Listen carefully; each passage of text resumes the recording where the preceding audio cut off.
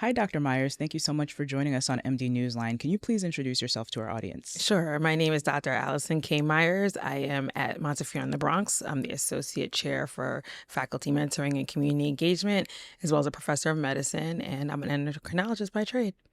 Great. So I read this awesome paper that you co-authored about diabetic foot ulcers Mhm. in general. That's a topic that is extremely important, as a lot of people know. So can you tell me a little bit about the research? Sure.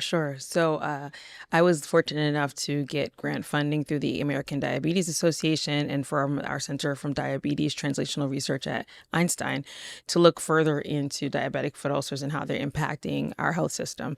So the first part of the study was to do a 5-year retrospective chart review to look at the rate of amputations for patients who present with a diabetic foot ulcer based on ICD-10 codes. And so what we found is that in that study, there was about just under 700 patients, that 44% of the people, when they came in the first time with a diabetic foot ulcer, ended up with an amputation. Typically, it was a single toe amputation. We also found that the rate of readmission at 30 days was relatively high, as well as their length of stay in the hospital. So typically, when someone has diabetes and they come to the hospital, their length of stay on average is 5 days. We found that people who have diabetic foot ulcers, their length of stay is actually twice as long. It's 9 days. So that makes it something that's costly. That makes it something that's not great for the patient. And then they're going to have to do a lot of follow up with the podiatrist, their internal medicine doctor, vascular surgeon, their endocrinologist. So it's really overwhelming for a lot of patients. Also, in terms of their care, sometimes they need IV antibiotics and wound care when they go home. That means having a nurse come out.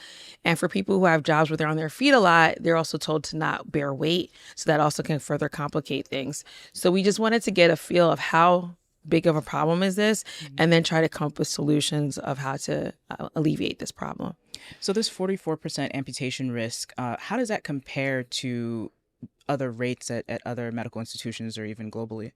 So globally, right now, we have a serious epidemic with amputations.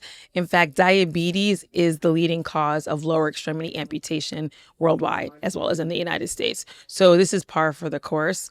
Our population is somewhat unique in the fact that we are about 90% African American, Hispanic, Latino, and that's representative of the Bronx's makeup.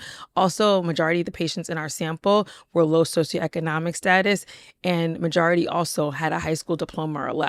So I can't speak in comparing apples and oranges, but for us, we were really disappointed to know that so many of our patients who do come in with that first ulcer are receiving an amputation.